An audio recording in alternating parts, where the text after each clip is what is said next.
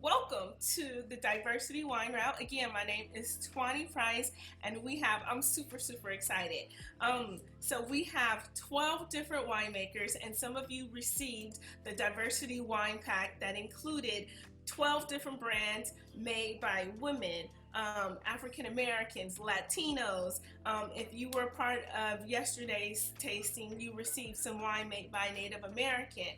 And I'm super excited to bring all these wonderful winemakers to you with their quality wines. And I hope that if you have the Diversity 12 pack, you're enjoying it. And if you have any questions, this is the time to ask questions about that. And we do have a couple more left. You can go to charleswine.com and you can buy a 12 pack of wine. That's simply amazing. I get chills whenever I see it.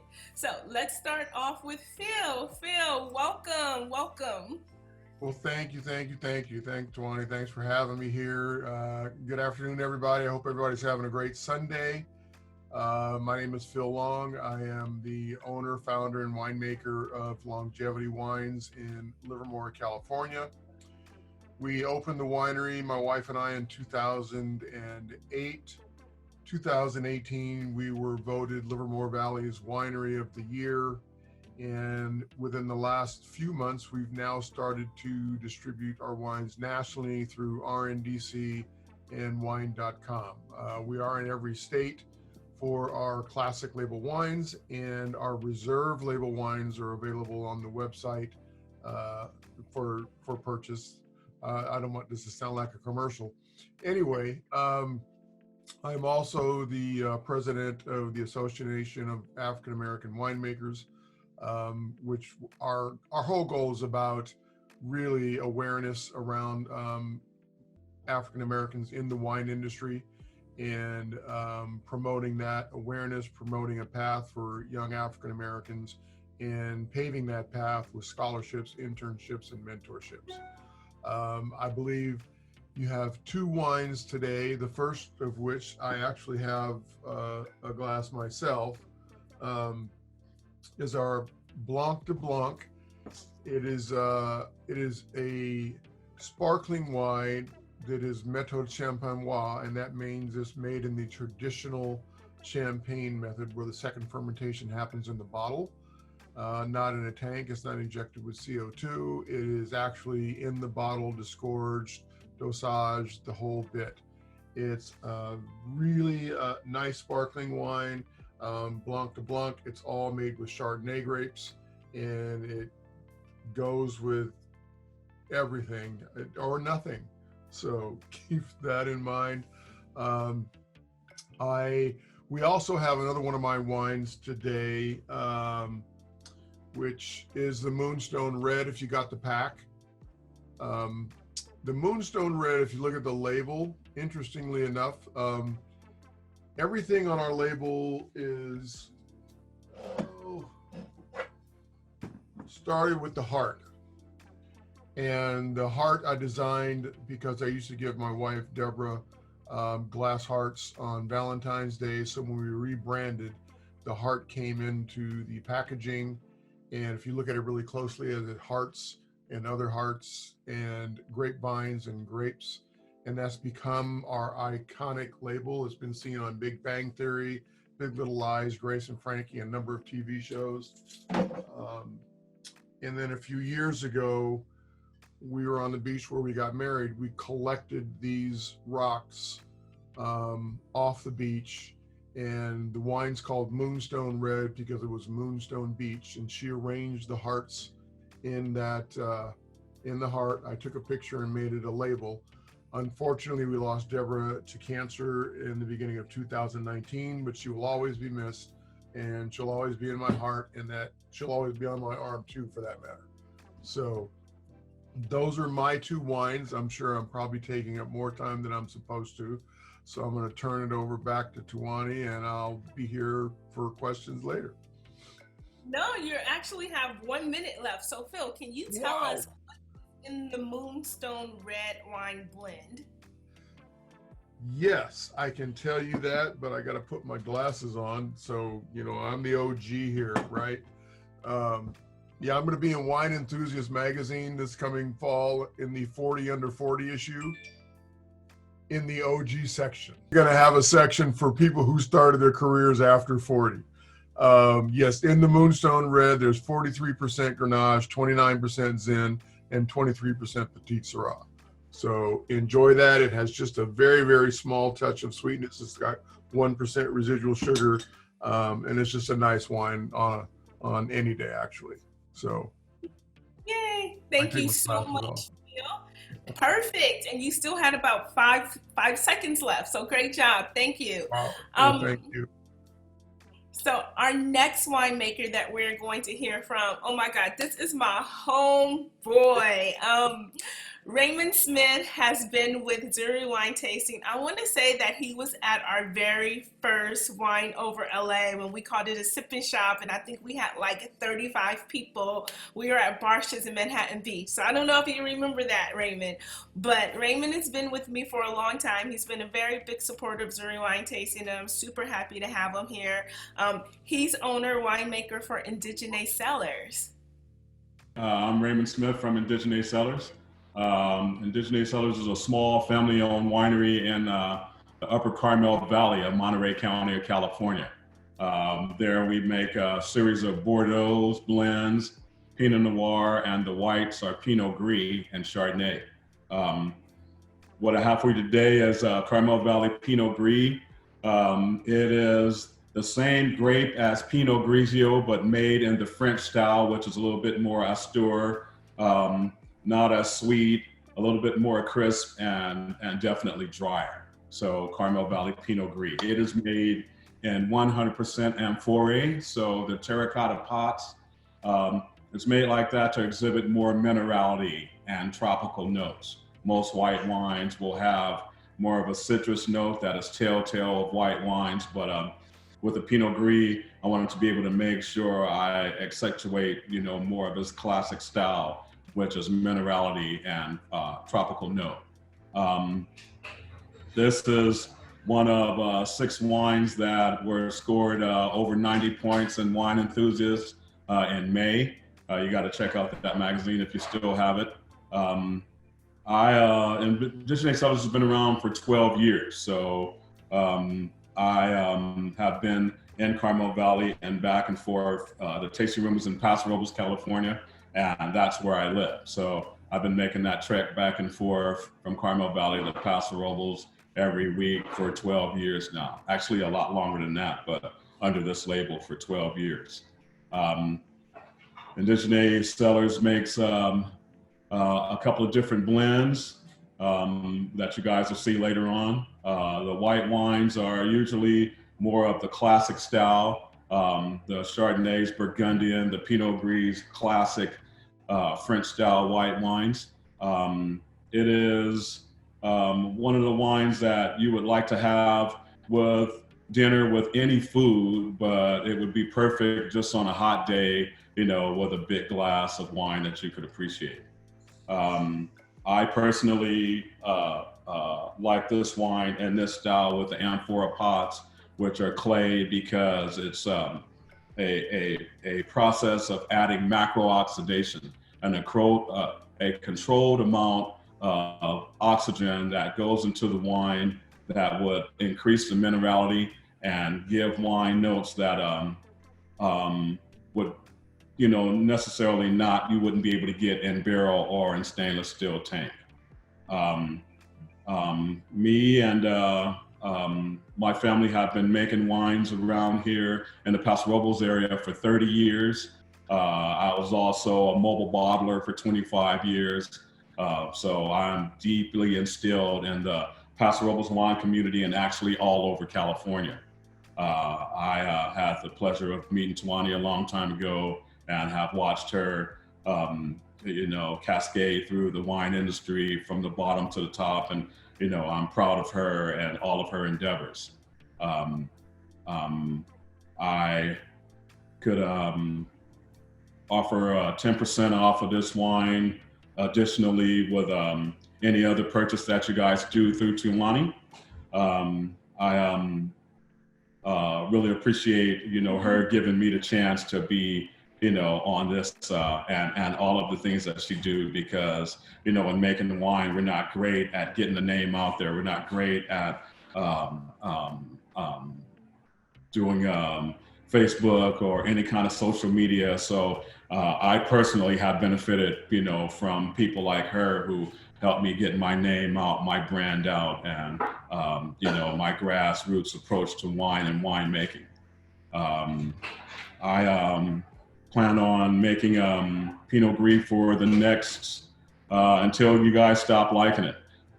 It's going to be a wine that in an area like this where there's a ton of good winemakers and it's a lot of competition, you have to find ways to diversify yourself as far as not just making a Pinot Gris like everybody else. Be able to add some kind of spice with a different process of making it, like terracotta pots, or fermentation with a little bit of another white wine grape to add some kind of spice, or Hungarian spice through barrel aging. I like it. I'm having a ton of fun. You know what I mean? I think right now Indigenais on its crest, and will be pound for pound one of the most sought after wineries around here, not only in the Black community, but as far as Paso Robles wines and as far as wines in California for a long time. I appreciate you guys having me out here. This is a great opportunity, like I said, for me to be able to get in front of people, for me to be able to get the name out, for me to be able to talk about the nerdy things that people usually don't want to hear, but I'm totally into as far as my wines, and be able to say, cheers to everybody. I wish everybody to be safe and enjoy your life and your loved ones. Everybody just try to be open in times like this, and do whatever you can to bring happiness to your life. And if not, get you a bottle of that Indigenous and it'll add that happiness to it. Thanks again for you guys having me. I definitely agree with that, Raymond. So we have one question that I'd like you to answer before we move on to Alicia. Can you tell us where the name Indigenous came from? Like, why Indigenous? Does it mean anything special to you and your brand? Yeah, Indigenous just means native, and we have a program that we do, a terroir-based program where we make a lot of wines from different areas. They're the same wine from different areas, and it kind of exhibits how wines change from, with different weather patterns and different soil compositions. So Indigenous, sprung from the earth, or native, we show how wines exhibit their self without a lot of extra work from me. I just let the wines enhance their own beauty. So native. Native, I love it. And then, right too, before we move on, you use the term terracotta, right? And I'm all about wine education, and I love all the fancy terms, but not everyone knows what terracotta is. So a simpler way to say terracotta would be clay. So when you age wine, you can age it in oak, you can age it in concrete, you can age it in clay. Terracotta, whenever you hear that, it just means clay. Thank you so much, Raymond. There's another question that's in the chat. How did you get interested in wine? But we're going to move on to Alicia, and then maybe you can answer that in the breakout room, or maybe if we have some time at the end of the session. Sounds good. Okay. Cheers, guys. Cheers. All right, so the next person that we have, recently she spent some time with me in South Africa, and I showed her my South African wine life, and I was super excited to do that. I'm really proud of this person. This is Alicia Kidd, and she is one of a handful of women, of Black women, who have a license to move wine around the world. She has a license to move wine from one continent to the next continent. And you guys, let that sink in, because that is a big deal. There's not too many people who look like we who have that kind of license. And so I'm super proud of her, and she represents a few different brands, and I'm super happy that she's representing the South African brand that we have in that Diversity 12 pack. And that was really important for me to have a South African wine, because I felt like it just kind of represented my second home, and you guys get to taste like me, with me. Unfortunately, we're on lockdown, so I couldn't even buy it in time for this, but yeah. Alicia, why don't you tell everybody about yourself and your brand? Yes, thank you so much, Tuanni, and for that amazing intro, and I love you too. I wish I was back there in your amazing loft. where we had good times. Hi, everyone. My name is Alicia Maria Kidd, and I am the owner and founder of the Wine Noir. We are a women-owned, women of color, Black-owned wine collective, and we specialize in importing, wholesale distribution, exporting, and business wine consulting. I've been in business, my 3rd-year anniversary is coming up next month. And as Tuanni so graciously stated, I do represent a plethora of brands. I've had House of Mandela. I've had also different Black-owned South African brands from Seven Sisters, Mahudi, which I'm going to be getting those wines back in my portfolio. Currently, I've also had some California brands as well. So currently I do have the Viognier through Silkbush. Silkbush is an estate-produced brand outside of, an hour outside of Cape Town called Breed Valley, which is about, like I said, 1 hour outside. It's 341 acres of an estate. You can go there and stay overnight. They have cottages. It is not a Black-owned brand, but there is minority equity ownership. My mentor in the industry, Selena Cuff, she's the importer as a Black woman as well with Heritage Link Brands. She's the importer, I'm the distributor. She's a minority owner of the winery. And so it's an amazing wines they produce. Prior to producing wine in 2000, they also are great growers. So they grow over 14 different varietals. So if you, and they also sell grapes to different winemakers throughout the Cape Town, Stellenbosch region. So as I stated, Silkbush has over 8 varietals, and I have the Viognier 2017, and it is amazing. It has on the palate, on the nose, it's more floral with dry peaches and pears, as well as on the palate, the same dry peaches and pears with a live acidity. I would compare this to, it is a full body wine. Viognier is grown in several regions from South Africa. Its origin is France, but South Africa also grows Viognier as well in the Cape Town area. It's grown in Chile, it's grown in Australia. We grow it here in the States. It's a lot of other countries where Viognier is growing or has grown, and I'm here to bring Viognier back in style with the millennial generation. It pairs amazing with different seafood dishes or as a standalone drink. So that's it. Nice. Thank you so much. I can't wait to taste the Silkbush Viognier. Viognier is one of my favorite varietals, white vine varietals, just because it's so fun and sexy to say too. You guys say it with me. Viognier. Viognier. Viognier. Yes. Viognier. Thank you so much, Alicia.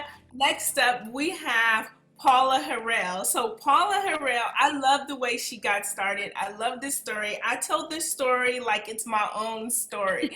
So she actually started blending wine for her family. So she was like the certified somm of her entire family. And then one day she went to a restaurant and they didn't have quite the wine that she wanted. So she took 2 different wines and she blended them together and it came out amazing. And then somebody said, you should do this. And then she's a woman after my own heart because that's what she started to do. So Paula, please tell everybody, I know that's my favorite part of your story, but can you just tell everybody the rest of your story? Thank you so much, Tuanni. Thank you so much for that introduction and for having me on this call, but being a part of Wine Over LA. I think this is my 2nd year now.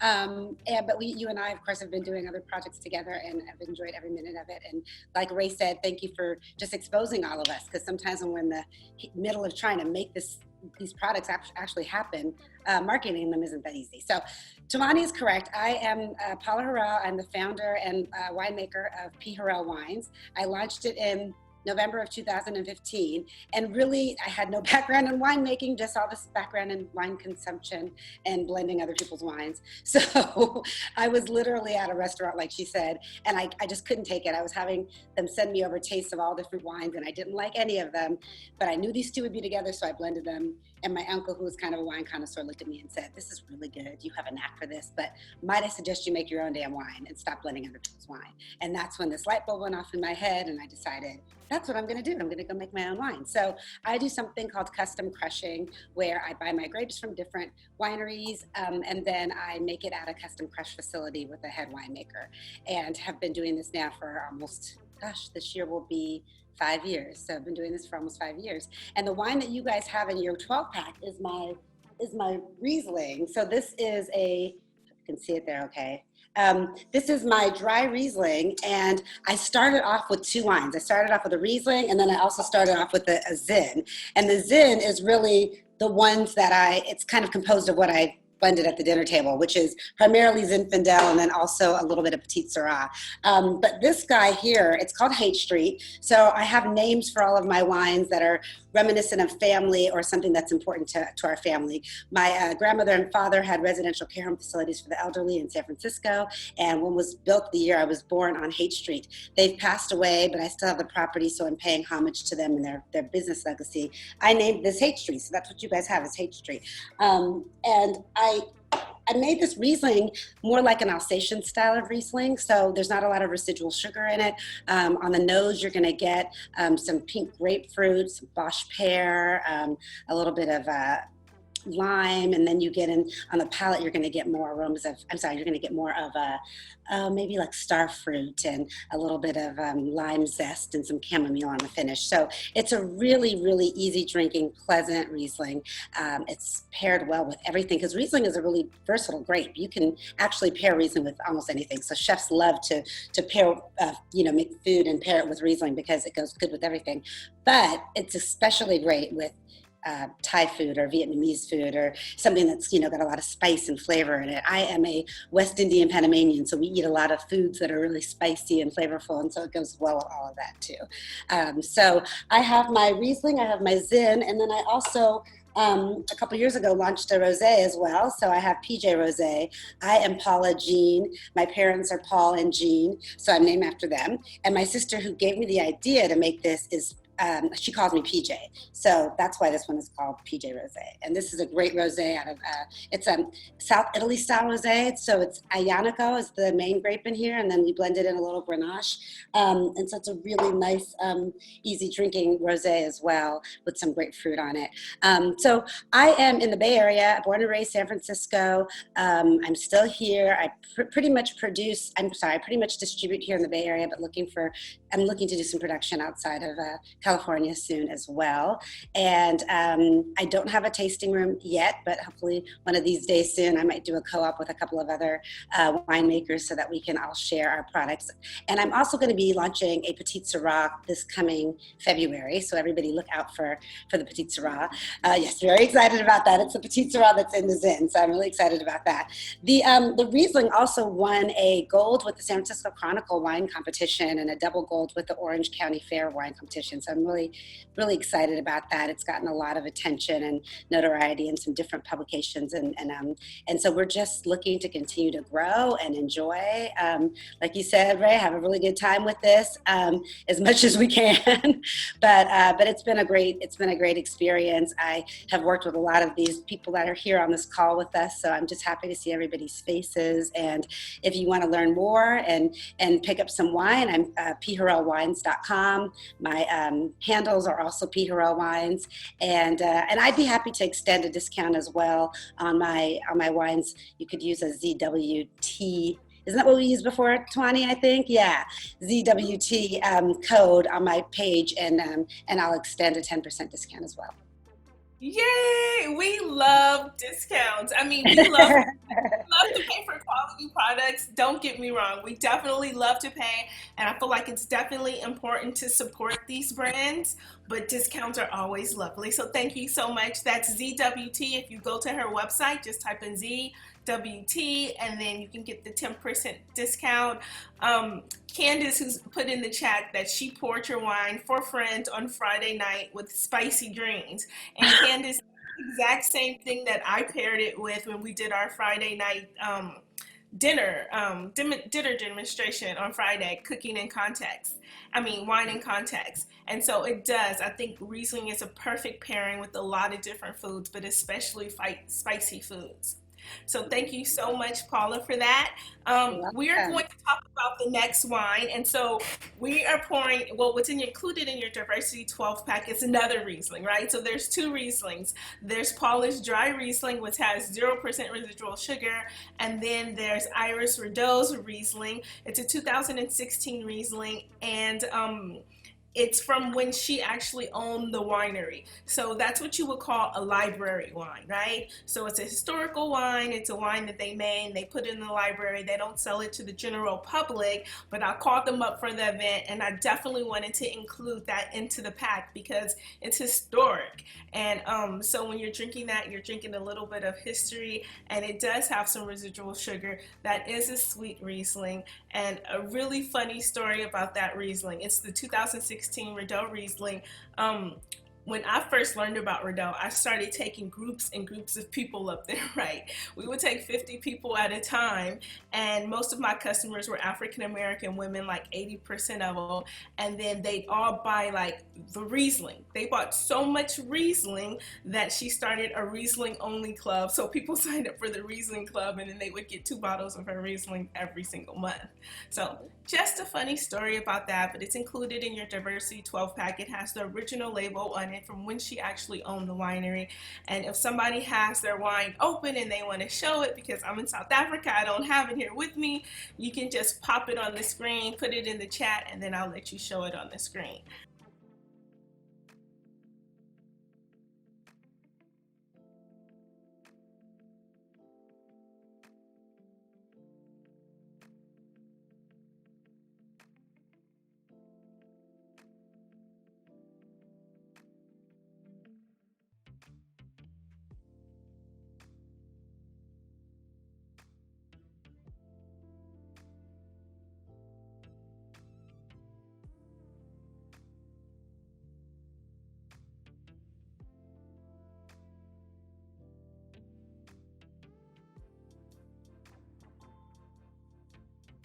And then in the meantime, we will talk to Shay. So Shay is new to the Zuri Wine Tasting family. This is her first ever Wine Over LA experience.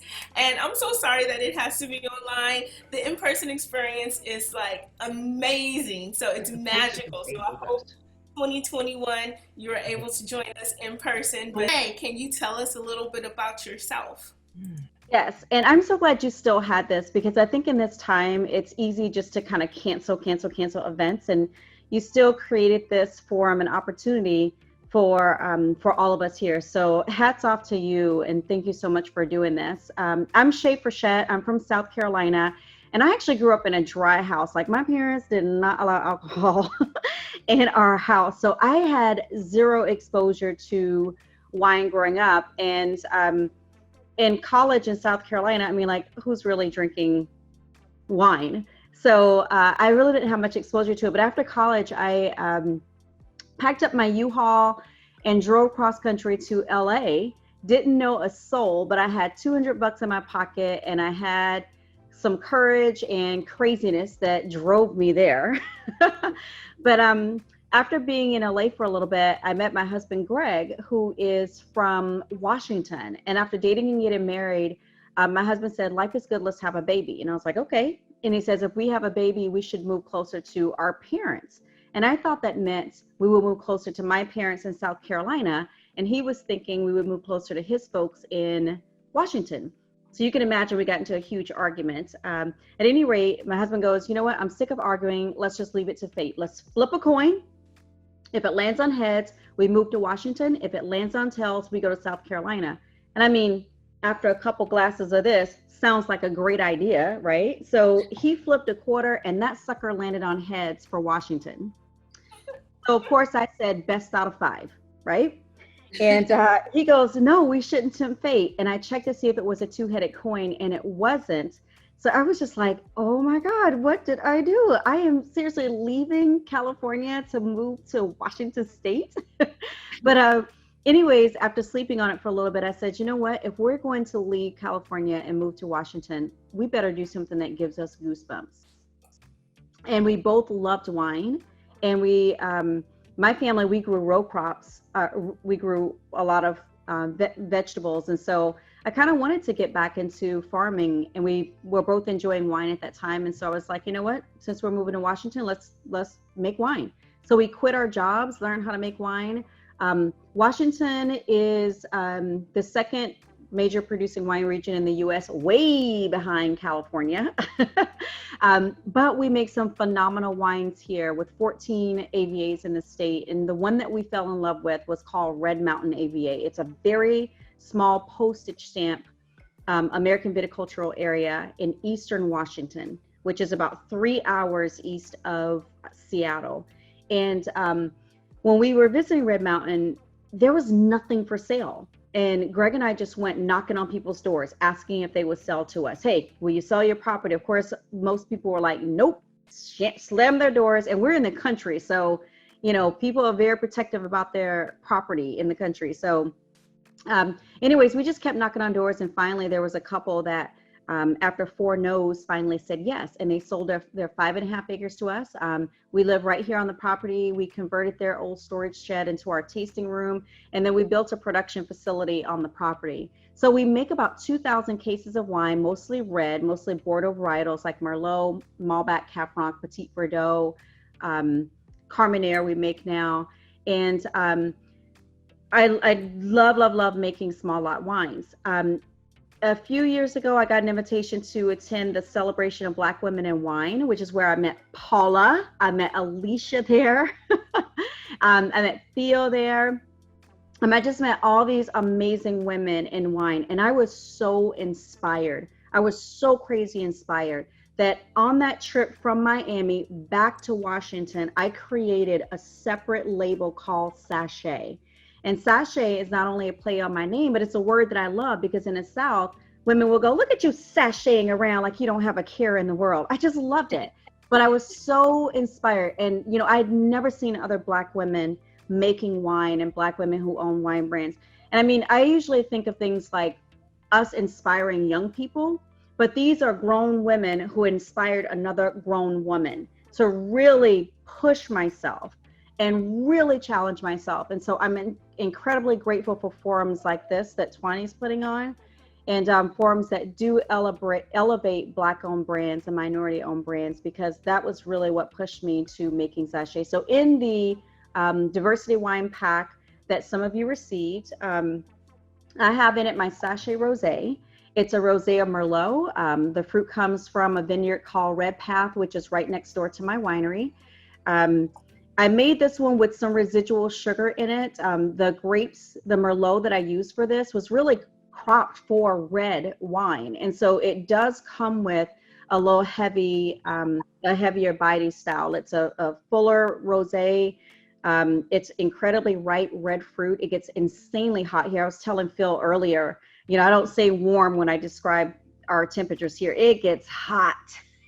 The wine grapes love it. We never have a problem with ripeness here in our area.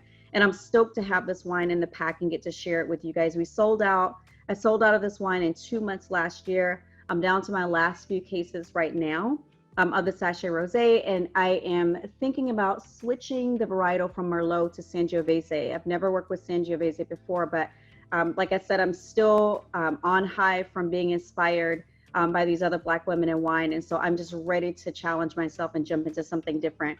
And if you do want to learn more about Frechette and what I'm doing and what we have to offer here, like Paula, all of our handles are the same. It's just FrechetteWinery.com, @Frechette Winery. And then my brand Sachet, you'll find that on our Frechette page as well.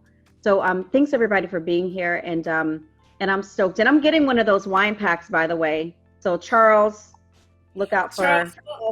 No, I was on purchasing and just kind of got a little bit distracted, but I'm glad Tuanni said that there are a couple packs left, but one of them's mine. Yes. And Shay, can you show us? There you go. Shay, can you show us that label one more time? Because yes, I love this label. So This was painted by a 25-year-old kid here in the Tri-Cities. He's never taken an art class. His name is Chance Watt. And the message, Tuan, if I can have like 10 seconds just to share the message on this, because this is how the women at that event made me feel. The back of this label says, you are strong, you are courageous, you are fierce. You have the ability to create positive change in this world. So lift your chin, push your shoulders back, and sashay, girl, sashay. Hercules, Hercules, Hercules. I love that. I feel so inspired. Oh my goodness. Thank you so much, Kay. I mean, literally, I just want to get up and just dance now. Yeah, great message if you're a man or if you're a woman. So thank you so much for sharing that message. All right, so we are going to move on to our next wine brand. Our next wine brand is Moreno Sparkling Wine, and I love it. This is like the party champagne. This is the celebration sparkling wine. It's something that makes perfect gifts for friends, for anniversaries, for birthdays. The bottles are simply amazing. We're going to talk to Maureen and Lewis Williams from Moreno Sparkling Wine. Well, hello everyone. We're in Los Angeles, right in the middle of the hood on Crenshaw and Adams, and we're pleased to be with everyone. And that's including you, Tuanni, way down in South Africa. Our brand is called Moreno BHLV. The BHLV stands for Beverly Hills, Las Vegas. We have been in the water business, as you see, Black Lives Matter. Can you see that, everyone? Yes.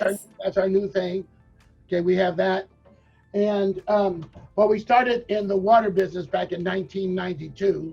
We started in the wine business, in the sparkling wine business, in two varietals, both rosé and brut, in 2010. Isn't that correct, Maureen? Yeah, it was at the urging of our bottled water customer over in Las Vegas, the MGM Resorts International Group, that was very pleased with us as a vendor. And during meetings, they would ask us, well, what else do you do besides bottled water? And we said, no, we're in the water business. So after about 3 meetings of this conversation coming up, I said to Loons, we have to stop saying no. The conversation was, do you guys make vodka? Do you make rum, tequila? No. So we said, we're in California. So we then went on a quest to create an award-winning California sparkling wine and source our grapes out of Northern California, Napa, Mendocino County, Alexander Valley, and found a blend for our brand and a winery that would run our blend, and created Moreno BHLV. So they create our blend for us, and we ship it down from up in Lodi, where the big processing plants are, and bring it down here to LA, and we have our own warehouse. Oh, and by the way, our warehouse now is bonded warehouse. Hello, that's our new thing. So yes, thank you. So all of our decoration is in-house now. Yeah, everything's done. It was always been in-house, but now we're bonded, which means we pay the tax when it ships out rather than paying the tax in advance. So that's good for the old cash flow. And so let me show you some of our bottles if you can't see them. Can you see that? This is our rosé, and these are Swarovski crystals. We went to Vatten, Austria, and met the people there in Austria for these various bottles, for these various crystals, which we import from Vatten, Austria.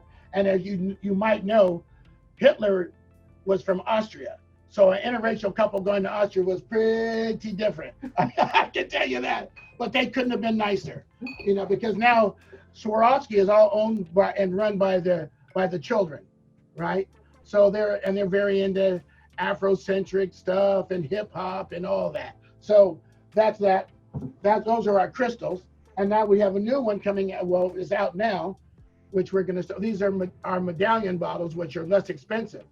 So during this coronavirus, we thought that we would really concentrate on our medallions, which we import from Florence, Italy, from a place that's been making medallions since before Columbus. So we found that place, and they're in Florence, and we bring that over. And we have just 2 varietals, but several different types of packaging. This is one we won in 2014. Can you see this one? This one, we won the award for the best packaging on the planet Earth as we know it, from the Clear Packaging Award. What's it called? Clear Packaging, right? Clear Packaging, I think it's called. And and that is put on by the TTB for the federal government, basically. And they awarded us, and it was really crazy because then everybody was there. All the big boys were there, including Budweiser and you name it, Gerber, the works. And when they said, oh, Lewins and Maureen, you won the award for the planet, we went, alcohol division. Everyone turned around and said, what? But it was pretty exciting. I don't think that you mentioned this. I didn't hear it, but those crystals, so like they have, what I do love about their brand too is they have this bonded warehouse where they keep all their wines, and they actually put the Swarovski crystals on the bottles, but there's a woman in there and she's doing it, well, a couple women, and they're doing it by hand. Well, so they when we get real one busy at a time. during the season, we have 52 women putting those things on. Wow. Yes. Yeah, it's a trip. It's something else. Yes. Yeah, it's pretty good. So that's our story. And then we have everything for sale online. And once again, we'll give you a 10% discount if you buy it through Tuanni, or add on your promo code. And there you go. Let's see, can you make the promo code ZWT? Because that's what other wine brands are using. So if you just... Let me write that down. Doing what now? ZWT. TWT? Or... ZWT, Zuri Wine Tasting. Yes. Oh, absolutely. Sure. We'll tell our IT guy that on Monday. Perfect. Monday morning. Perfect. It'll be active Monday morning, yeah. Okay, so after Monday morning, go to their website, Merino Sparkling Wines, and you can use the promo code ZWT to save 10. Did you say, how much did you say? 10% off? Or? I did. Yes. I did. Off. Yes, so save 10% off. Nice. Yeah. All right. Yeah, because otherwise, the crystals, they can be expensive. To some, yes, and some others, but depends on where you are. If you're one of those big ballers at the clubs, and they might charge we heard of anyway $300 to $500 a bottle of our stuff at some of those clubs when you're open. But they aren't that price on our website, so don't worry about that. And you get 10% off of what's on the website.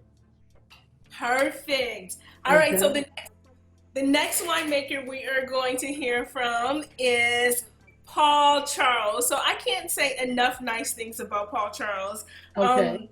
He's my business partner. He is my friend. He is my mentor. He's my, my accountability partner. He's amazing. So he's just an amazing businessman, and he has some really delicious wines, and he's really creative with his labels. There's customers all the time who ask me about the Melanin Pinot Noir because they just love that label.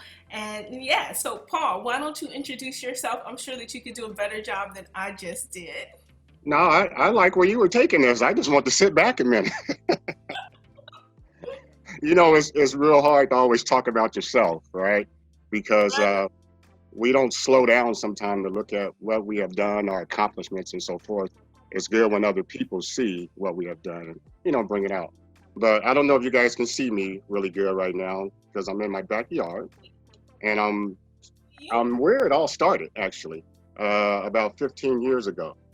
We had our label now for about, legally, we've been in the business for about 7 years. 4 years before that, we were doing what we were doing. But Charles Wine Company is located in Southern California. We in our second warehouse here in LA.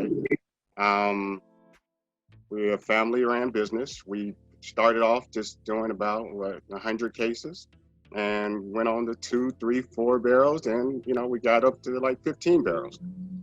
And we literally, when we started, we focused trying to try to go to the area where Raymond's at in Paso Robles. We looked at tons of property in Paso and San Miguel.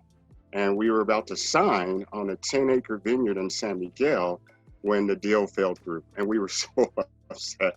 And so our realtor said, you guys need to think about Lodi.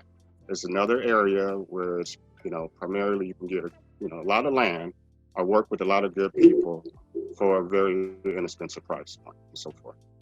Inexpensive at that time for, the wine world, right? And so on our journey, we went out there and looked at a couple of properties, and then ended up leasing some land that somebody else already had to start looking at one of our other varietals, which is Symphony. Okay, so we currently have just 3 varietals right now. We have Symphony, we have Zinfandel, and then we also have our Cab.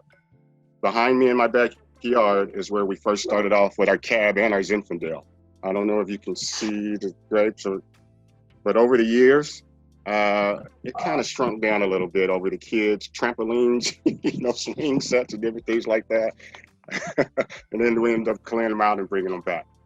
But what you guys have in your pack today is my passport. And the reason why this is called Passport, this Zinfandel here, is because my love to travel. If you have the pack, or if you brought this wine before, you look on the back of it and it'll tell you about our passion to travel and how we actually got started in the varietals that we have from our years of travel around the world.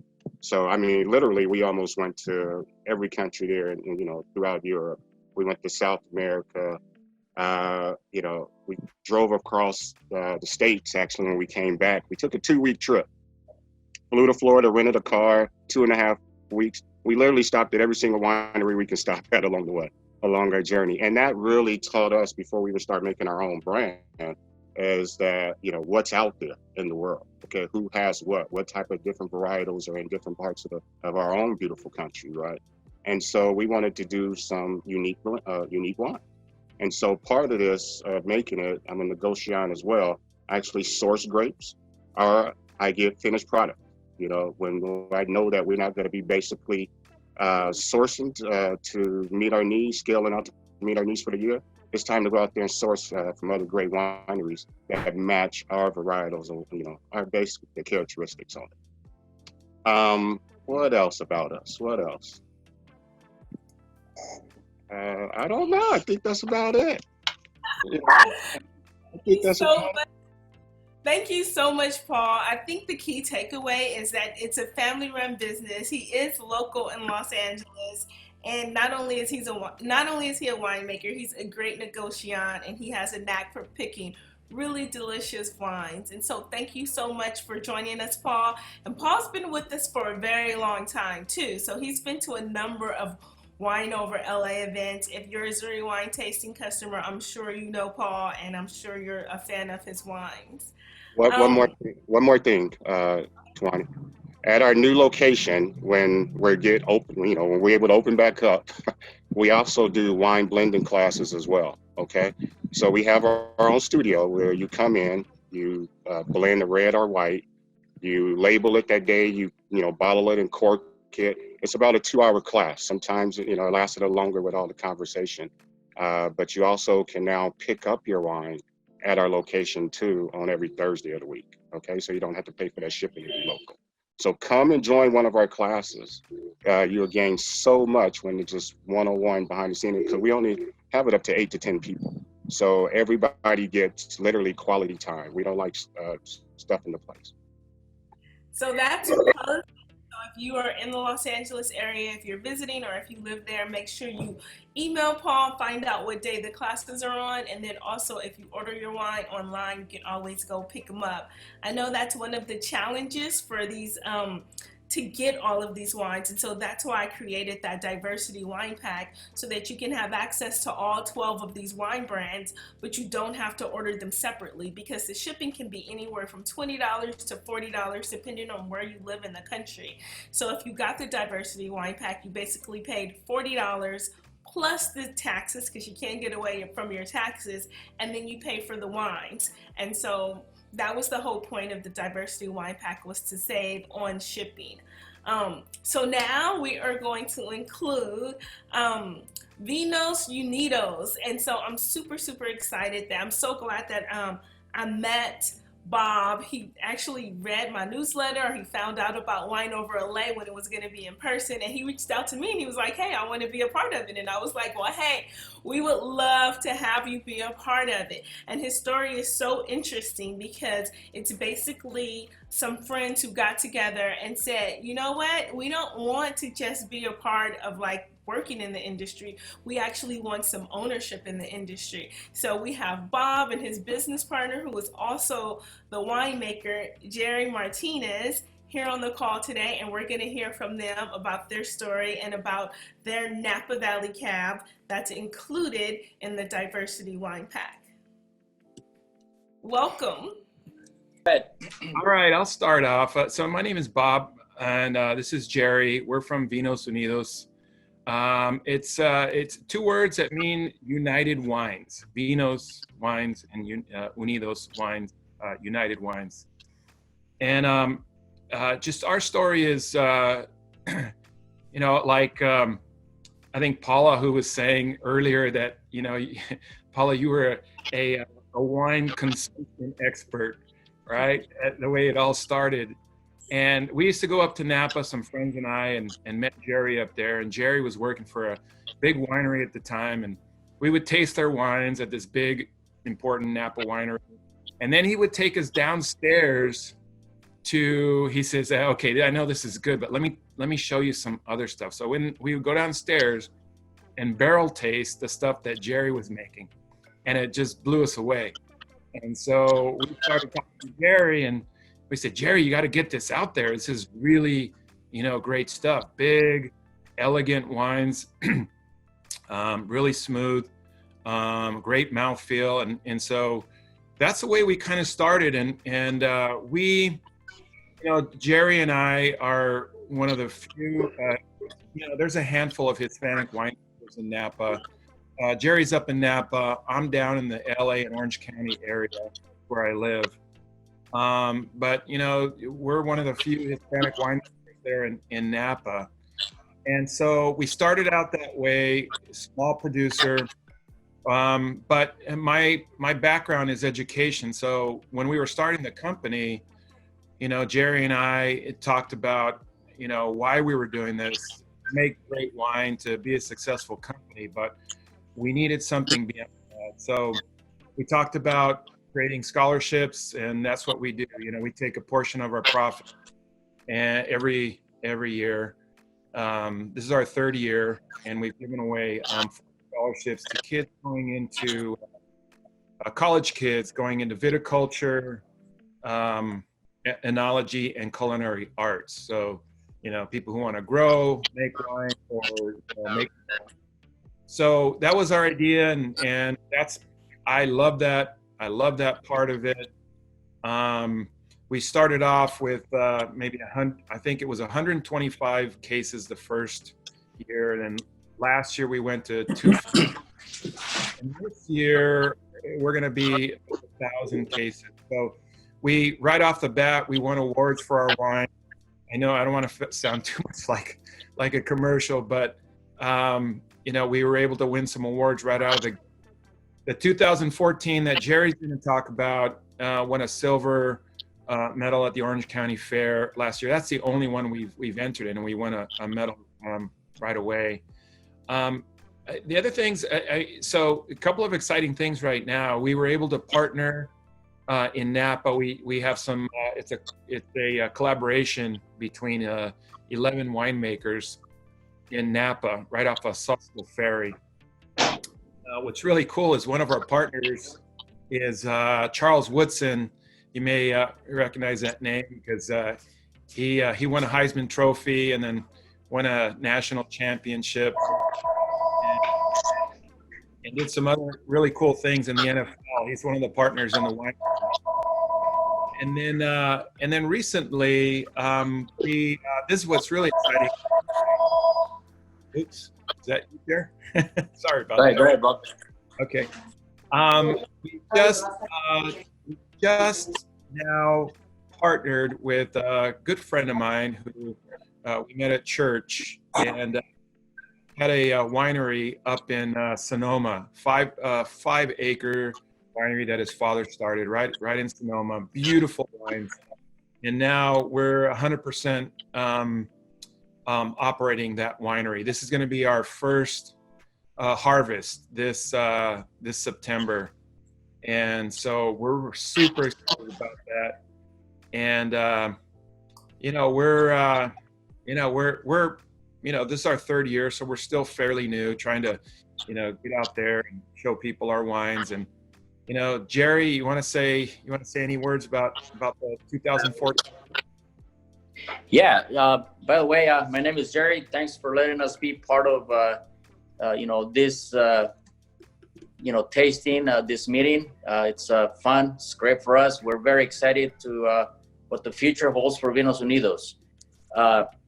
Like Bob said, we partner up with this family in Sonoma, and this 2020 harvest is going to be our first harvest that we're actually bringing the fruit to the bottle. We're starting to do the whole process. Again, I've been in the industry for 36 years doing wine. Fell in love since day one. It seems like it was just yesterday, but it's been that long. And I still have that passion, for winemaking, just like all you guys do.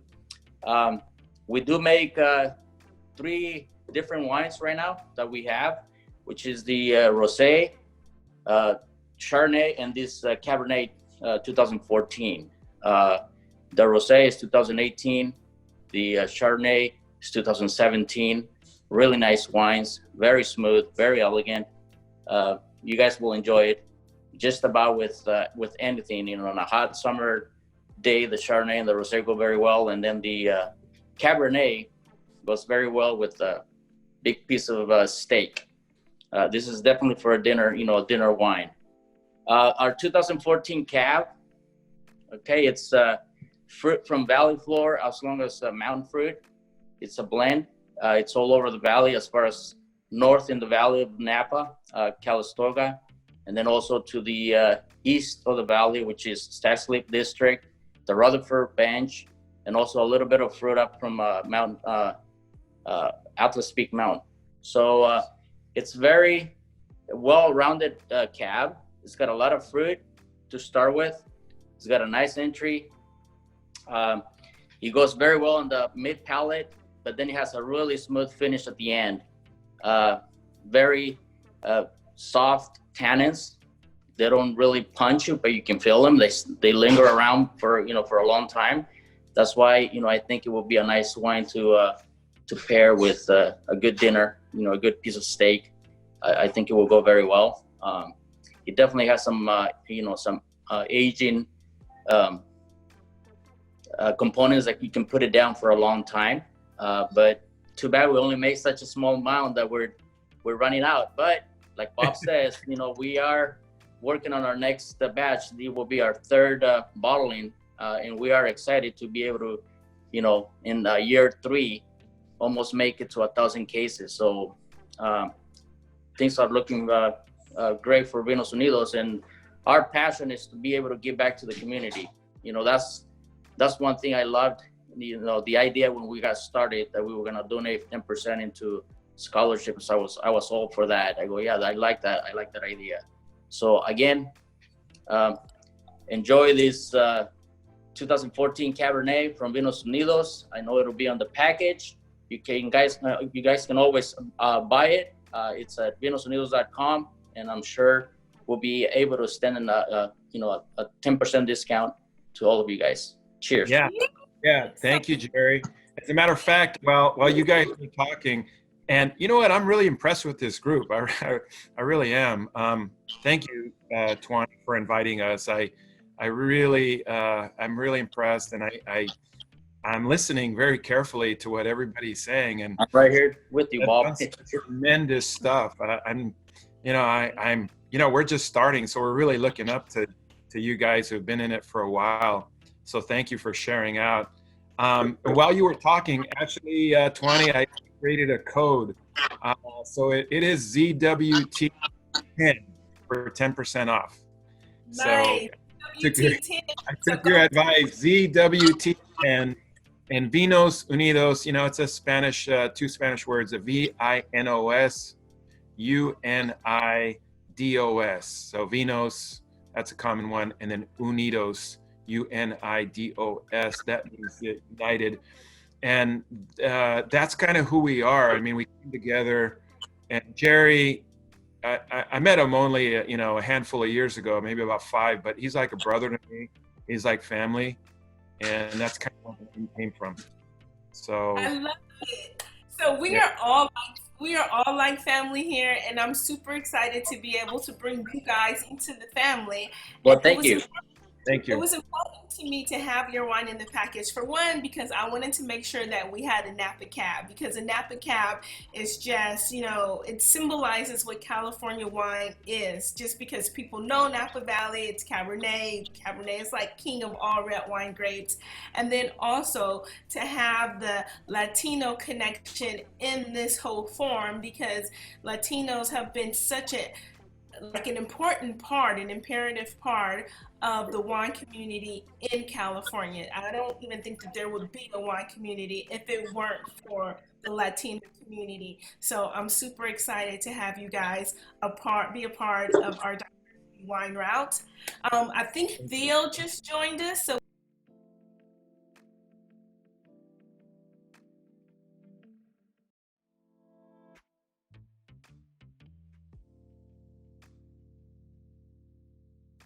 the next person I'd like to introduce you guys to is Theodora Lee. So this woman here, she has so much energy and so much personality, and she's like one of the hardest working women in the world. She's a professional lawyer for one of the top firms in the United States. She has this beautiful winery where she supervises the whole winemaking process for these amazing wines. She throws this amazing party every single year where there's food, there's wine, there's music, there's great people, and then there's other winemakers there. So she's one of my favorite people in the whole world. So thank you so much for joining us. Theo, can you give yourself a proper introduction? Okay, well, I'm Theodora Lee, also known as Theopatra, Queen of the Vineyards. I planted my small vineyard back in 2003, had my first harvest in 2006, had no intention of actually bottling wine.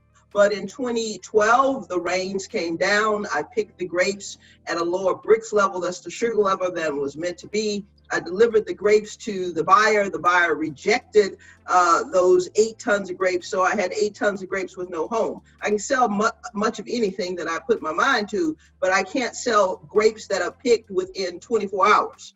So I had them custom crushed, and then I bartered to get my first wines made in 2012. And they were bottled in 2014, and my first bottling under the label Theophilus Vineyards won gold at Sunset Magazine. So that's how I got started in bottling wine. Nice. And Theo, can you tell us what wine we included in the Diversity 12 pack? Well, that is the 2014. I don't know how this works when you're on Zoom. Maybe I have to lower the picture here. But this is the 2014 Pinot Noir. Now, many of you know I specialize in Petite Syrah, but I had a number of people who wanted me to bottle a Pinot Noir because Pinot Noir is one of the best sold red grapes in America. And so I am in the Yorkville Highlands of Anderson Valley. So I went to one of my neighbors in Anderson Valley, and we bottled a 2014 Pinot Noir. Now this 2014 Pinot Noir is not for the light of heart. It is high alcohol. On the label, it says 14.9 alcohol, but I can tell you it's higher than that. But you can't put 15% on the bottle and have people really willingly drink it. So there's a law that says you have a 1% grace period, and I used it. So this is a high alcohol, and I know one of your guests on the call loves this, and I have wine club members. Every time wine club comes around, they want the 2014 Pinot, and if I get close to selling out. Now I bottled of over 200 cases in 2016, but it is just one of those things that we love. And I call it my dirty wine. The reason I call it my dirty wine is because it's bottled unfined and unfiltered. So nothing came between the grape and the bottle other than the barrel. And so you taste the fruit in this wine, and it will carry you wherever you want to go. As one chef told me, this is like your ride and die. This is the woman that goes with you wherever you need and got your back. But she ain't the one you take home to your mama. By 2015, which I followed up on 2015 with a fined wine, they call that's the woman you take home and you marry. But this is your ride and die. And I think it's everyone's ride and die once they try it. I love it. I love it. You know what? And it's one of my favorite Pinot Noirs just because for me, my flavor profile, I don't usually like Pinot Noir because it's too light, doesn't have enough body, doesn't have enough tannins. But this Pinot Noir here has body, it has tannins, it's delicious. It has the alcohol content. Yeah. So that's in your Diversity 12 pack. And, you know, this Diversity 12 pack that you guys received, a lot of people ordered it. There's still a couple left. I think we have 6 packs left. But I pretty much hand selected all these wines. These aren't wines that I just randomly picked and said, okay, give me what you got. There was like a rhyme and a reason to every single wine that I picked for this 12 pack. And it started off with this list. I had this list of 12 different winemakers. I was like, okay, I want to send a case of wine. And so I had this list of 12 different winemakers and I sent them all. I said, you know what? I'm still going to do Wine Over LA. Do you want to participate? Can you send me wine for this Diversity 12 pack? Can you be on the Zoom show? And literally everybody that you see on the call today said yes. I was like, you're the first person I'm going to, but let me know right away so I can go to my second option. And everybody I reached out to, they all said yes right away, and they were all super excited. So I feel so honored and privileged to have you guys on this call, and I'm super excited to get to expose your stories and your brands to new customers, to old customers who we love, and like, welcome to the family, welcome to the tribe. For the new people, if this is your first ever Zuri Wine Tasting event, welcome, and I hope to see you in 2021 in person. We're going to talk to Marcus. Couldn't make the call, but we do have Alicia. She can talk about Flow. She actually distributes the Flow wine. So if you wanted to order more Flow, you can always go to thewinenoir.com and you can always order Flow from Alicia. Alicia, do you want to tell us about the Flow, about what's in the blend? Yes. Thank you, everyone, and hi again. So yes, I am Flow Brands. This is one of the Black-owned brands here in California that I distribute. Flow stands for the love of. It was created by jazz pianist, entrepreneur, and lawyer Marcus Johnson. He's a wine negotiant.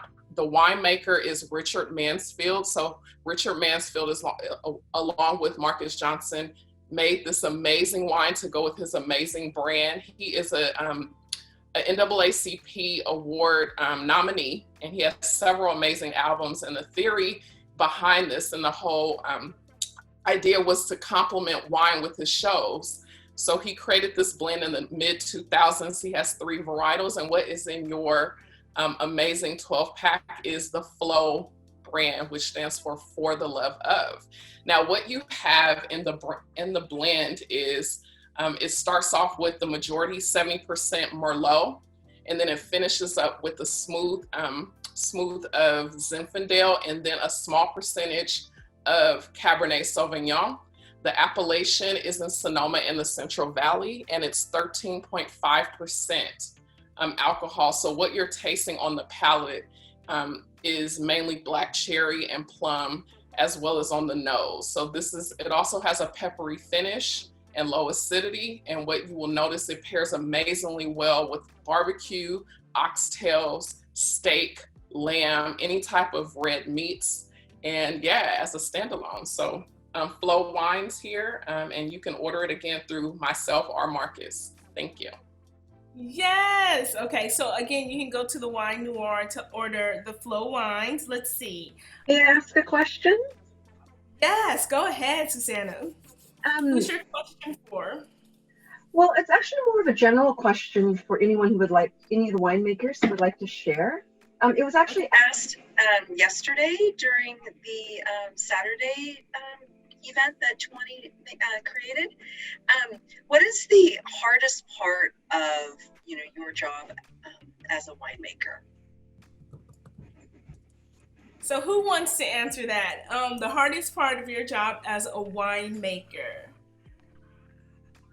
I'm happy to jump in. I am happy to jump in on that question because I get asked that question every day.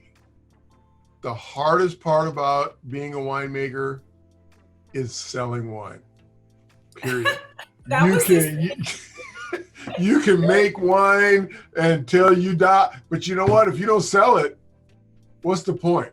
The hardest part is selling wine. I agree. Amen. And that's where my job comes in. I, of course, have aspirations one day to make wine, but selling wine is, I'm a wholesaler. And I think that's what I feel like needs to, there's 1,000,002 wines, but how to identify your market. The business side of wine is where my specialty is. So I think for winemakers, it's really they focus on making the wine from bottle to market. And then my job is to take it from bottle to the marketplace. So selling wine to the identified consumer, but the positive of it is that in this community by 2030, the majority of the purchasing power will be of people of color, okay? So the wine industry needs to change, and that's where our opportunity comes in. And that's where me and Tuanni come in, because we can sell your wine. Exactly. Yes, and that is very, very important. I think, Alicia brings out the point that we as winemakers have to ensure quality, and to me, the quality of the wine is number one. Great wine starts in the vineyard and also in the winemaking process. But once you get a quality product in the bottle, we've got to brand it and get it out to market. And I think we can use this Black Lives Matter movement to change the wine industry and get our wines out to further distribution, because that is the biggest issue, is selling wine. And Phil has done a wonderful job getting his brand out on a national level. And I think that's a model we can all look at. And so what we need to do is advocate for all of these retail establishments to carry our brands, even if we're small producers. Yeah, well, thank you, Theo. And I just want to follow up with one thing. Yes, Black Lives Matter. Yeah, the movement is here. It's always going to be here, and we got to keep it rolling. But I'm going to say, we have a tasting room that we're open, every week normally, non-COVID, and we've always done online sales. We did more online sales in the first 2 weeks of June than we did in 2019. We have to keep this movement rolling. So it's going to take all of us to keep it going that way. Yeah, and you know what I always say too? I always say that if you buy Black-owned wine, that just gets you into the door. It just introduces you to a culture of winemakers that you wouldn't normally be exposed to, right? And what I try to do is save 25% of my budget to these brands, because you have to be purposeful and thoughtful to support these brands. When you go to the grocery store, you can spend money with non-minority owned brands, non-Latino, non-women owned brands easily, right? Because there's so many wines on the shelf. But you really have to make a conscious decision to say, you know what, at the very least, 25% of my budget, I'm gonna go to their websites, I'm gonna go to events, and I'm gonna buy these brands that are made by these people that you don't usually see on the grocery store shelves. So that's one way that I do it. That's how I encourage you. So it's not just a temporary hashtag, but it's a lifestyle. So, any more questions?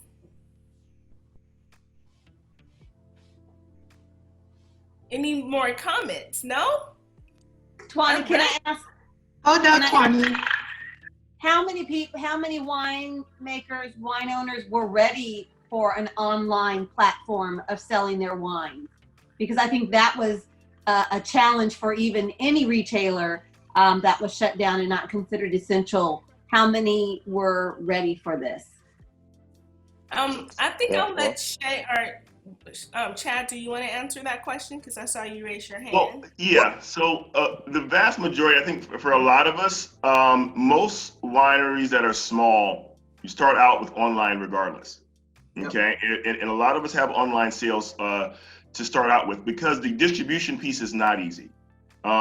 People like Alicia, and we're also a distributor as well. So from my background, my fiance, Dr. Christy Marchiri, is the winemaker. My background was actually distribution. I worked for a German importer and distributor in California.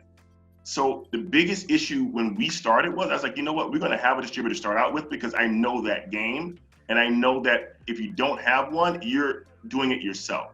So just like Phil said, sales is the hard part, okay, the hardest thing. But one of the hardest things about the sales is time. Because a lot of these winemakers, like my fiance, have 9-to-5s. And they have other careers to fund this expensive venture of making wine. Okay. So if you Absolutely. don't have that time, We know. So I wanted to answer your question as well, because, you know, I'm a sole proprietor. I don't have a wife or a husband or anybody working with me. I have a wine daughter who has come through, you know, many of you come to the harvest party, have met Ashante. She's always pouring places for me. She's always in our tasting room selling during the harvest party. So as a sole proprietorship, when we got 60 orders in one day, were we ready? Hell no. But we got ready the next day.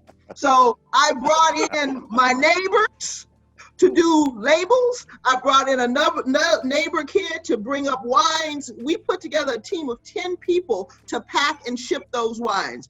And you know, it was hard because I do have a 9-to-5, not a 9-to-5 because I have like a 9-to-9 because I'm a lawyer.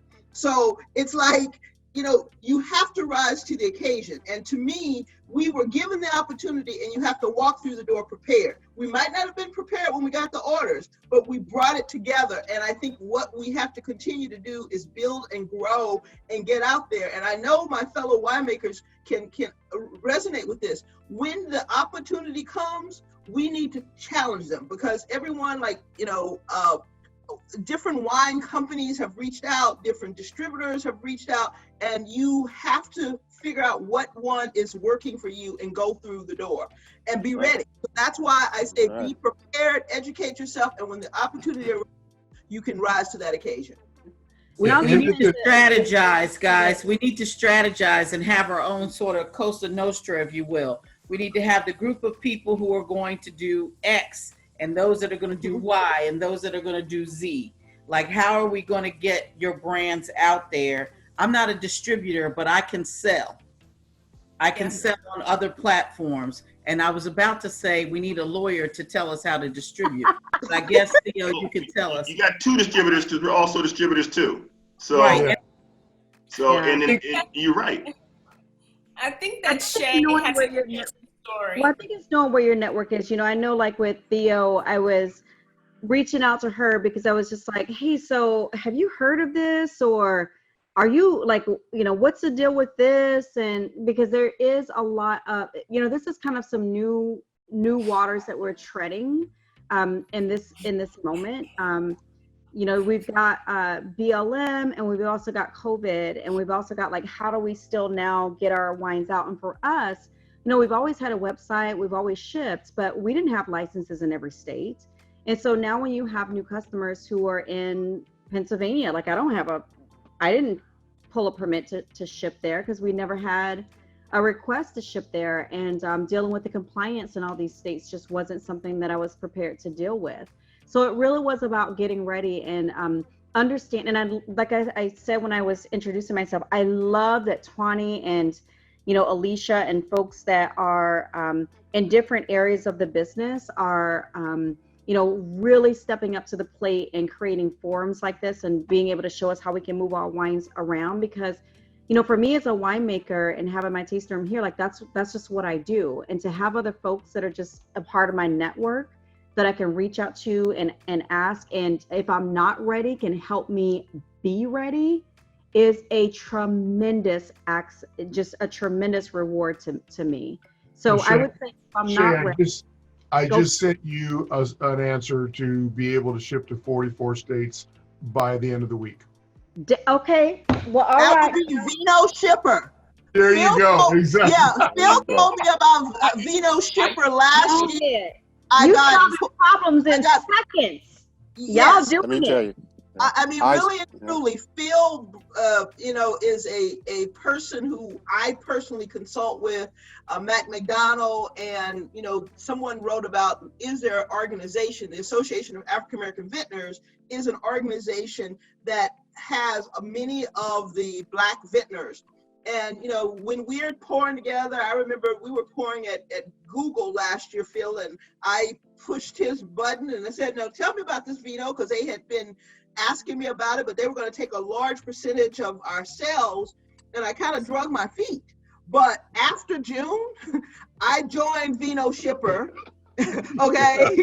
And now I can ship to over 44, and actually they're expanding it because you can get your own license in certain states like Michigan, where they can ship through that. With Connecticut, there's some additional requirements. For me, it makes sense because I have primarily been an online winery. I mean, we have a bottle release party once a year where we have hundreds of people and we sell wine there. And we go around, and before COVID, I traveled a lot and took the wine with me and had parties and dinners and things of that nature. But online shipping is a way to expand. They do a wonderful job of the wine club. And I thank Phil for introducing me to Vino Shipper. And Shay, I think that is the solution. Yeah, exactly. Thank you. Nice. And so, Theo mentioned the African American Vintners Association, and there's also the Mexican American Vintners Association. But those are both great resources, and you don't have to be a vintner to join. You can actually join as like an individual, as a corporation, and I think Phil can tell us how much it is to join. But they also have an annual event where it's more like a wine symposium where you can learn about wines, you can taste these wines made by African American vintners, you can learn something about the wine business. So it's a really great organization. And then somebody had asked a question for Raymond. Raymond, they wanted to know what sparks your interest in wine.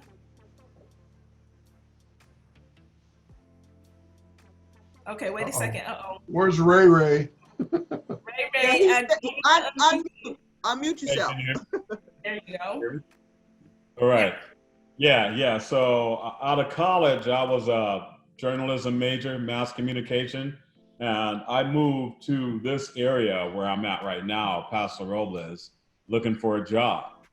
And while looking in Santa Barbara County, and looking in Monterey and Monterey County and San Luis Obispo County, when it started to look like it wasn't going to be easy for me to just jump into a job, I started working at in an industry that was entry level, where you could support yourself while you were looking. And out here in the great city of Paso Robles, the options were wine or prison.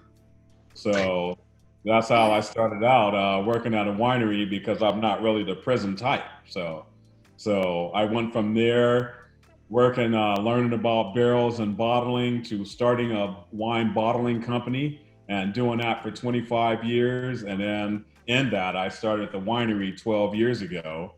And here is where I'm at today. So they were all logical transitions from working at a winery and learning bottling to expertise in bottling and doing it as a custom job for 25 years to starting this winery and making it work. And now it's something that I really appreciate, and I like the idea of doing something where it's my name and I almost touch every bottle, and it's my concept. And when I walk out of the cave and I think that I'm finished, and I put together a blend that it took me 6 months to do, when you turn around and you grab that bottle, that means you understand that whole 6 months of what I put into. So nice. That's how I got there. So we had another, thank you so much, Raymond. We had another question in the chat, and one of the, who asked the question, they wanted to know if anybody drank all 12 bottles of their diversity 12 pack yet. And I feel like I should give a prize, because I do have one customer I know. I wonder if she's still on the call. Nalinya, are you still on the call? Can you unmute yourself? Because I talked to her this morning, I think it's Cape Town this morning, last night in LA, and she told me that she had already drank all the whites, and I was like, gosh, by Monday you'll be done with the entire 12 pack. So now, Linya, can you tell me where you are with this? Okay, it's slightly embarrassing, but I received the package probably a couple days ago. I'm already done with all the bubblies, all the whites. I've opened both the Vinos Unidos here, this 2014 Reserve, and I've also, can you bring, I don't know. I've also opened the Moonstone today. So, in the interest of weekend bubbly, like that happened yesterday, that's over. So I'm on to the reds now, and everything has been so delicious, just amazingly delicious. And I cannot wait to have you guys' wines in restaurants and places when we are up and running again as a universe. Yes, You're in Girl, San. no judgment in this forum. No judgment. Yeah, are you in San Jose? No, I'm in Los Angeles, but I travel Oh, all okay. the time. Okay. So, yeah. All right, and let me see if there's any more questions in the chat. I have a question. Okay, go ahead. Hello, you guys. Hey, I'm from Denver. My girl Lisa's on here. She's on here somewhere. She has a bald head, or she has shaved hair, so she gonna wait. I can't see her because there's like 30 people here. So she has the wine. Okay, I am at home. I'm supposed to be at her house, but we have some problems. I do have a question. Being out here, I'm out here in Colorado, and there are not a lot of opportunities to get the wine to this area. I have found a distributor here who, if it's in New York, he can get it here. I don't know how that happens. What can you, what advice can you guys give to me to get this out in my area faster? If I have a store that can get it from New York, how can I get some of these brands out here faster? I'm going to jump in and basically say in Colorado, longevity is available is between 24 and 36 doors at this point. And okay. If you're looking to distribute wine in Colorado, just reach out to RNDC. They have the wine. We have more doors in Colorado than we have in any other state. Oh, see, I should know that.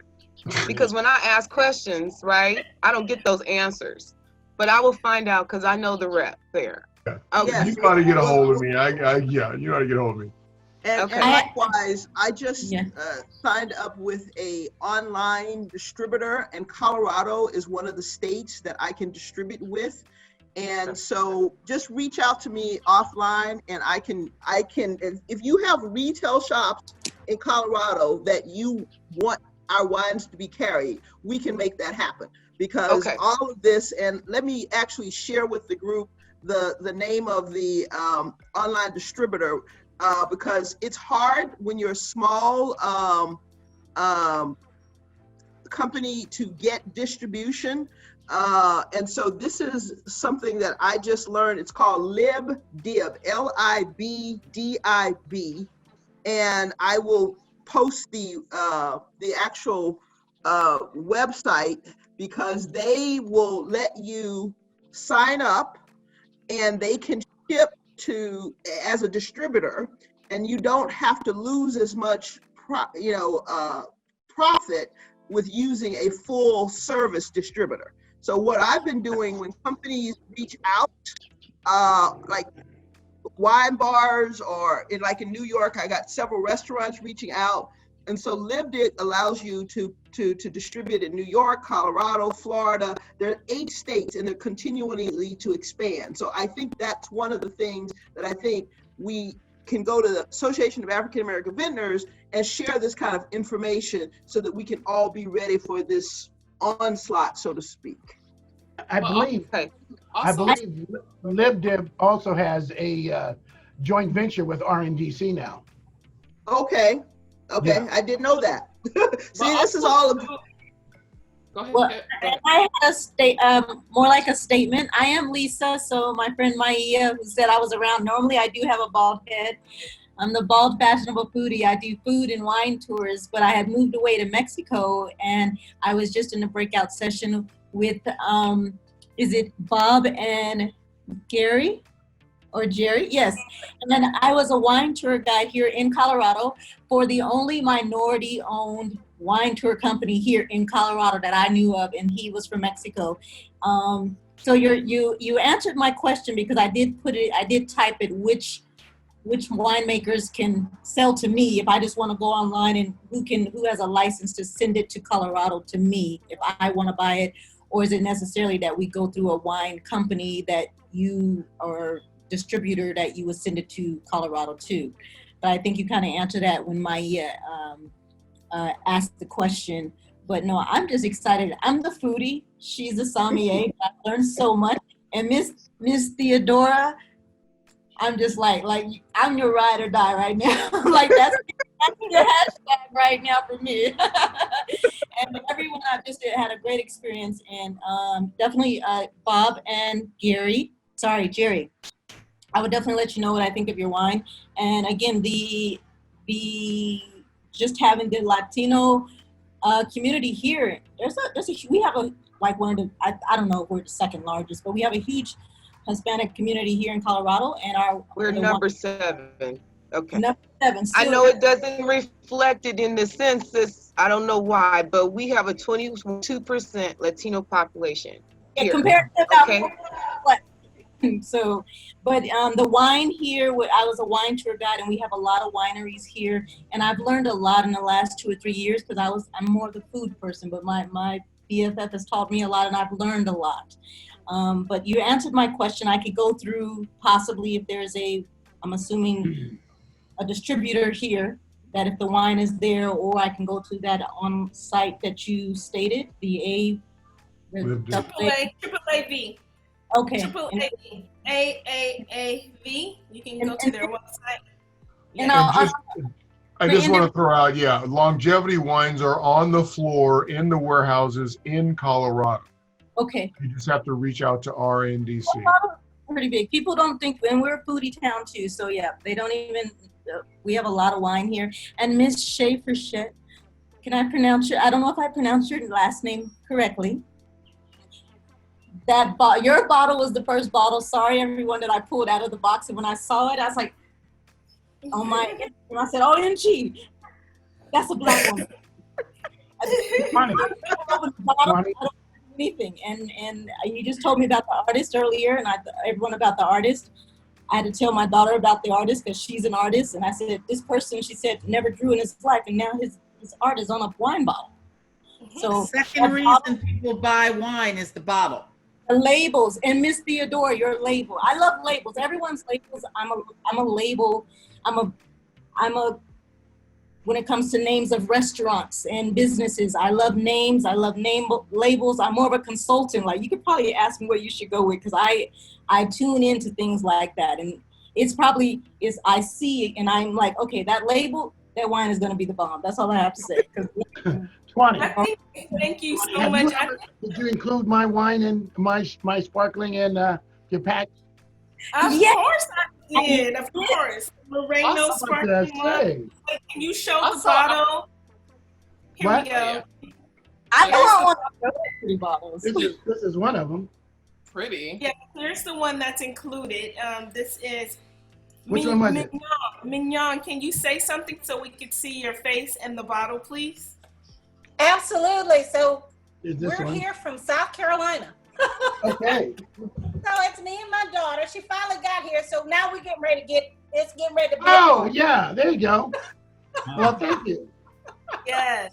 And so I did want to just mention, like, the best way, and I will just keep saying it, the best way to support these brands and to make sure that these brands are long-standing is to actually support, is to actually buy their wines, to visit their tasting rooms, their retail shops. Speaking of retail shops, Alicia, she's actually opening up a Black-owned wine retail shop in Oakland. I think it's in Oakland, right, Alicia? Are you still on the call?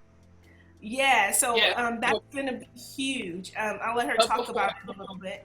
But before I say that, I want to also put this PSA out there for the Black winemakers, the Latino winemakers, and women winemakers. Please support your small distributors like myself with Shira, importers. You know, don't always, and again, I feel like we get overlooked.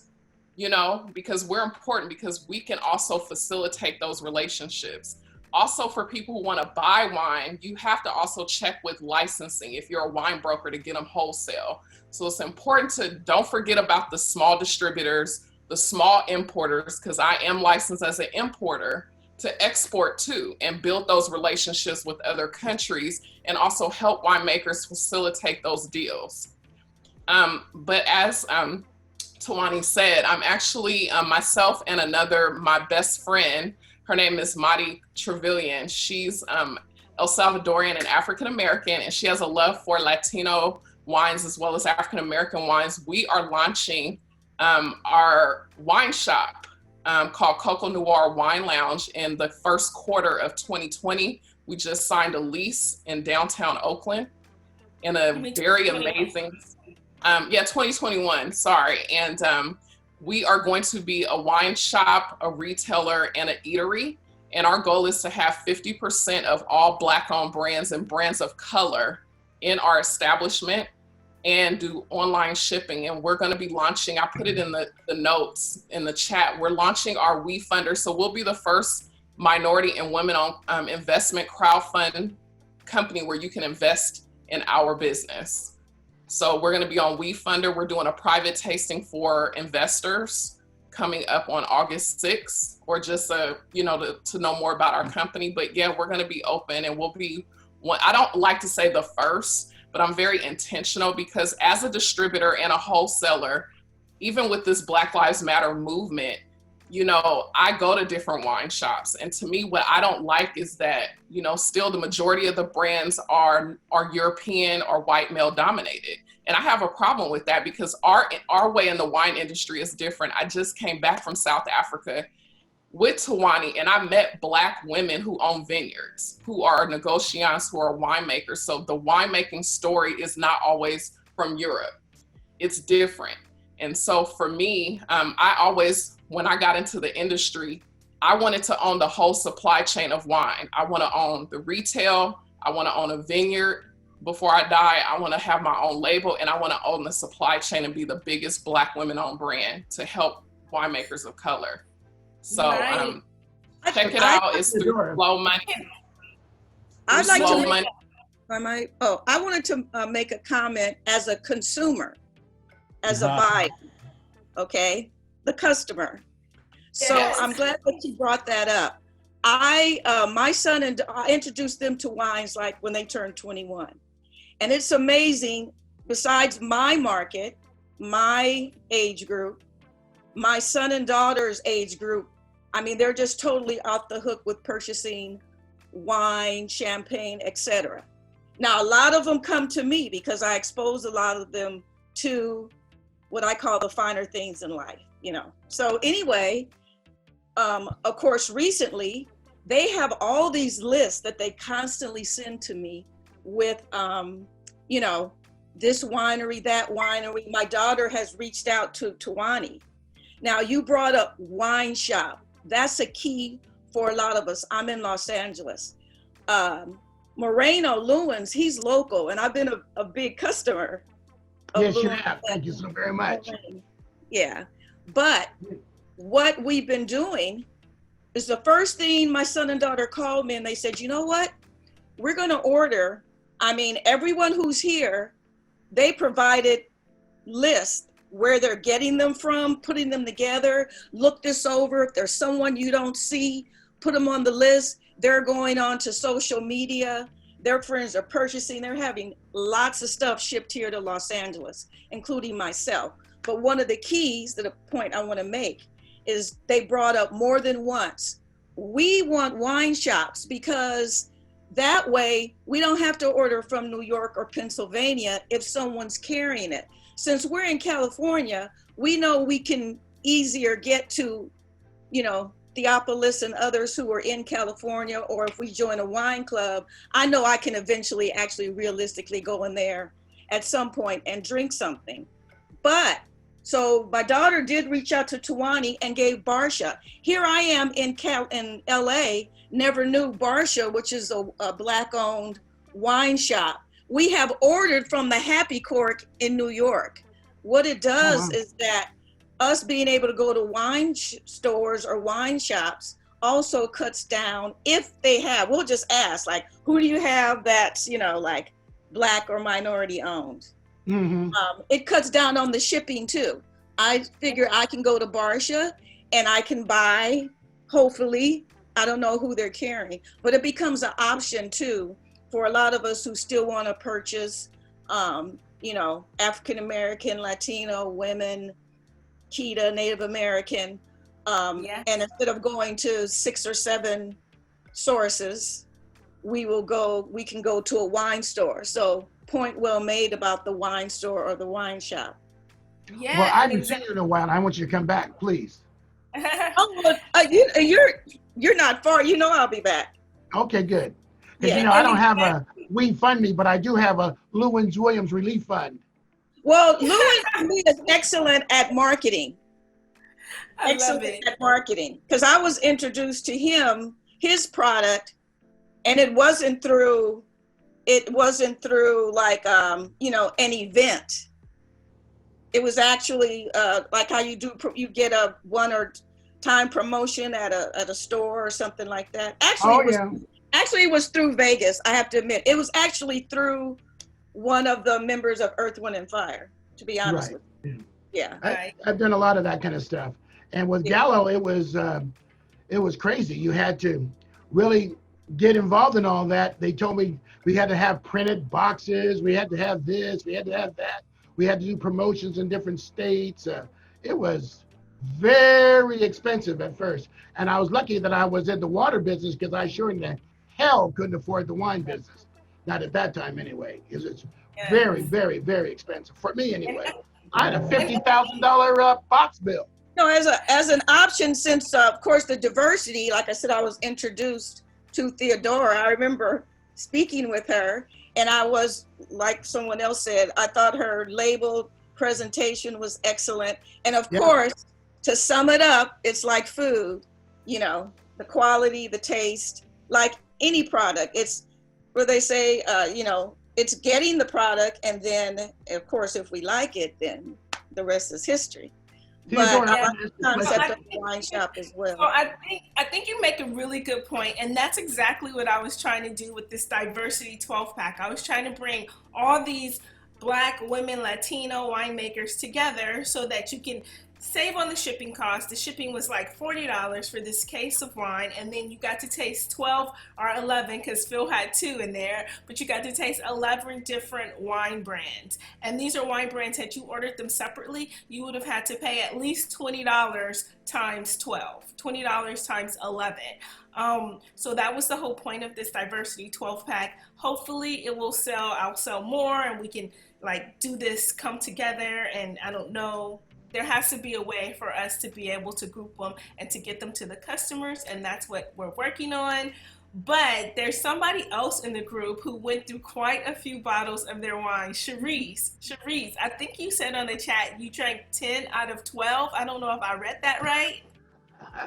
I opened 10 out of the 12. I got a bottle, which it wasn't actually one of the winemakers. So I don't know actually who it is. So I would say 11 out of 12. Ledoux. Rideau. So Rideau was supposed to join us, but she was having technical difficulties with Zoom and everything like that. And I don't know if you were on the call, but I had mentioned that I included Rideau because for me, she's historical. She's very much a big part of my wine journey, and I know a lot of people's wine journey. She's the first Black woman to own a tasting room, a vineyard, and a cellar in California. And so her wine is historic. It's a vintage wine. It's a library wine. It's from 2016. That's the original label from when she actually owned the winery. So it's a piece of history. Okay. But she wasn't on the call, but yeah. But so what did you think? Did you have a favorite? What did you think about the wines in general? They were all good. I cannot pick a favorite. Oh my God. They were all really, really good. Really good. And I'll be ordering all of them, more than likely again. Yes. Well, that's fair enough. That's fair enough. It's like trying to pick a favorite child. I'm sure.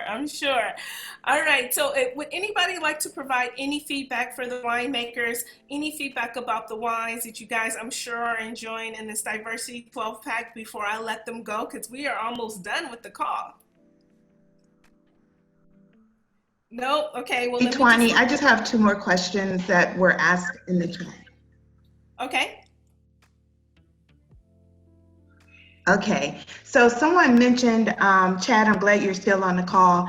You had a story about barbershops. Let me read the question if I can pull it up. It said, you mentioned something about selling to barbershops, if they heard it correctly. Can you explain more about this? Okay. So in the Bay Area and in New York and LA, you have some salons and barbershops that tend to actually like to offer wine and beer to their clients. It's like the salon experience and high-end experience. Now, if they're giving it for free, that's one thing. They have to buy it retail, and they can buy it retail from your site and have it shipped to them. Point in here. Some of these places are selling glasses and have like a bar inside their salons. Is that who it is? And that's one of the things that some people get in trouble with because they don't realize that you cannot sell unless you have a license to sell, a retail license. And we've gotten a good few customers like that in San Francisco. We have 2 that actually have their wine bar license, like a retail license, a 40, 42, whatever it is, for wine and beer. And that can be, and especially in our community, it's becoming a bigger thing with sparkling and with wine and with beer for some of the brothers at the barbershops. It's becoming a thing. So it can be done, but I've seen more not doing it legally than those that are. We have sold to several salons as well, but they're just giving it away. They're serving it as an amenity. Exactly. Yeah. So that's a good business, no question about it. It's real good, especially if they're in a hotel. If they're in a big hotel, that's when it's really, really good. Theodora, I'm just really, I think it's wonderful that you were at the Sunset Magazine award. That's really impressed me. Well, thank you. Thank you. We've had some wonderful PR over the last month, and we just keep working 24/7 to be relevant and try to make great wine. So thank you very much for that acknowledgement. No, it's wonderful. No question. That's a very prestigious one and also very competitive. Nice. Thank you. Very congratulations. Monica, did you have any more questions? Someone asked, is the tasting rooms open in Paso Robles? Yeah, it is. I'm standing here right now. Awesome. Yeah, I was down on vacation the week of 4th of July, and my companion and I drove by Raymond. That boy's working with 2 arms. I'm telling you what, he's pouring tables left and right. I couldn't believe how hard he was working. We didn't even want to bother him. It's like, dude, you do your thing. I was wondering why you didn't stop, man. You were so busy. You had 2 bottles in your hand, your mask on, tables full. I didn't want to bother you. That's wonderful. I want to come up and visit you. Yeah. Got to do that. But Paso, just to answer the question, yeah, Paso is kind of open. It just depends on what winery. When we were going down there, some wineries hadn't opened yet. Some wineries had. It's kind of half and half. Just check where you're going before you go. Great. And make sure you go to Indigenous Cellars Tasting Room. Yes. It's amazing. I just tasted there before I left for South Africa, and it was our last stop. And I promise you, I think we stayed past closing time. He pulled the doors down and locked the doors, and it was such a good time and such amazing wines. Yes. Phil, where are you? I'm in Livermore, California. Oh, okay. I'm originally from San Francisco. Oh, okay. Yeah. Yeah, we're the I'm going to Pleasanton now, as soon as I leave. So I'll be in Pleasanton the next couple of days. Let's hook up. Are you bottling? Yeah. Who are you bottling with? It's Velcrin, so I can't say. Okay. All right. Yeah. All right. All right. Little tech talk. Sorry. Yeah. But I'll call you when I get on the road. Okay. All right. That'd be cool. I love it. I love it. Now you guys get all the behind the scenes of the winemakers talk. Okay. I didn't know if you said balling or bottling. Okay. No, I'm not going to say now. Dad, I want to talk to you tonight. Yes, definitely. I want to talk to you tonight. I'm going to be on the road in a half hour. All right. That's you and Paul I got to talk to when we get off this. Okay. And Phil, I'm be calling you as well. All right. Well, let me give everyone my phone number in case they want to reach me for anything. My number is 888-628-0798. And I would love to speak to anyone who wants to speak to me. And Phil and Raymond and everyone, please get me. I have to stay in touch with everyone on the call.